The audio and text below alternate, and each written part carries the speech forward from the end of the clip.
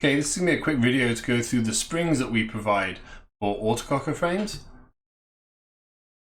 These springs can be used in many different frames, but they make the most difference for the Empire Resurrection.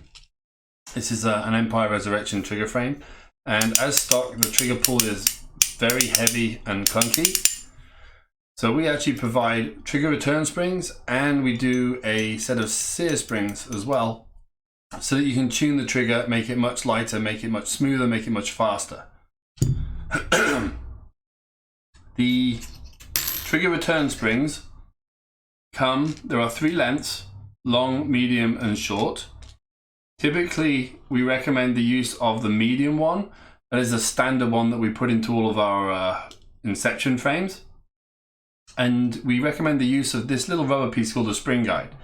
Now, one of the biggest problems with the Empire frame that causes trigger sticking and binding and the trigger not returning forwards is that the back of the spring, because it's in a rounded slot, actually starts walking up inside the frame, and then you don't get any spring tension on the trigger return and your trigger fails. This spring guide actually sits down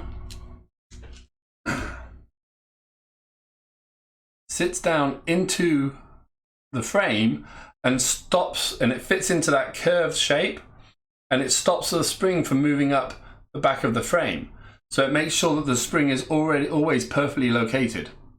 When you install it, there's a little rubber tip in the injection molding process. You want that to be up. You want the flat surface to be facing down in the frame. And just the use of that spring guide can transform the trigger pull and the reliability of the trigger pull in an Empire Resurrection. We have the 3 spring lengths. If you like a faster return on the trigger, then the slightly longer, trying to get them on camera, then the slightly longer spring is a good choice. And if you're looking for the lightest trigger pull possible, then the shorter spring. If you're using the shorter spring though, you are going to have to make sure that everything on your gun is set up perfectly in order for it to have enough force to return the trigger.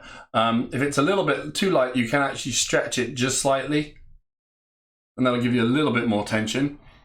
But typically we recommend the middle length of the 3 springs we provide.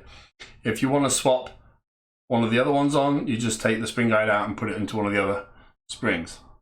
So we will typically build all of our frames with a middle return spring, and that's the one we recommend to upgrade the Empire frames with the spring guide.